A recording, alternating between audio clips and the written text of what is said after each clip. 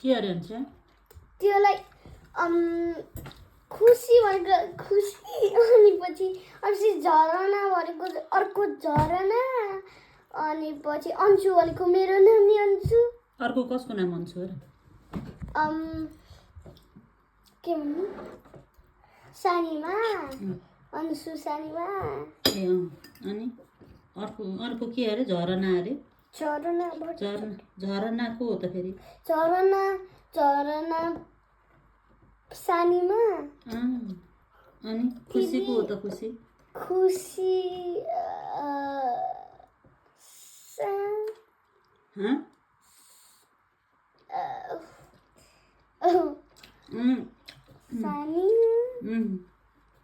सानीमा सबै सानीमा हो कि तिम्रो मेरो सानीमा खै भन्थ्यौ फेरि खुसी सानीमा अनि अनुले सानो मामालाई सम्झेहौ टोक्नी मामा टोक्नी मामालाई सम्झेहौ अनुले हो के हुनुहुन्थ्यो र टोक्नी मामाले टोक्नुहुन्थ्यो कत्रो हुनुहुन्थ्यो र टोक्नी मामा सानो सम्झेहौ कि नै तिमीले सम्झे छैन होला हो मामा घरको आमालाई सम्झेहौ कि नै त त्यसमा पिक्चर चाहियो पिक्चर हेर्छौ अहिले रौले मन देखाउँछु अनि के अरे के भन्छ मामा घरको बुवा आमालाई सम्झेहौ कि नै त अनुले माया गर्नुहुन्थ्यो कि नै गर्नुहुन्थेन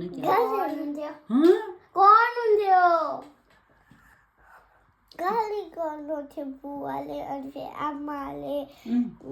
घरको होइन मामा घर आएको मामाहरूको नै गाली गर्नुहुन्थ्यो मामाले गुड मामाले गुड माइजूले गुड ए बुवा आमाले चाहिँ गाली गर्नुहुन्थ्यो बुवा आमा कि नेपालमा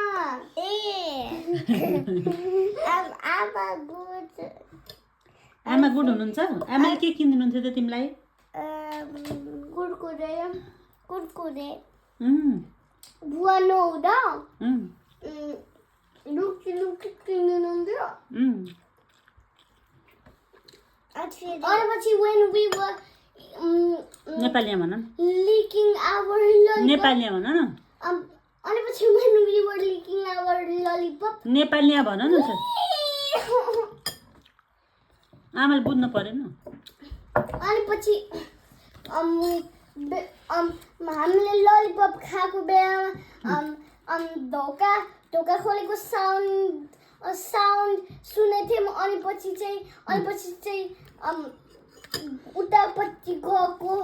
अनि पछि आमा जस्तो लाग्यो अनि पछि ललिपप नै त्यही राखेर गएर दुकुरेर गएर अनि पछि चाहिँ वेट हामीले चप्पल लाएर हेर्छौँ भनेर अनि पछि लाउँथ्यौँ बुवालाई ठगेका बुवा आउनु भएको थियो होइन ठगेका अनि घरभित्र हुँदा ओके आमा पसल जाँदा ए अनि टोक्नी मामाले के भन्नुहुन्थ्यो त तिमीलाई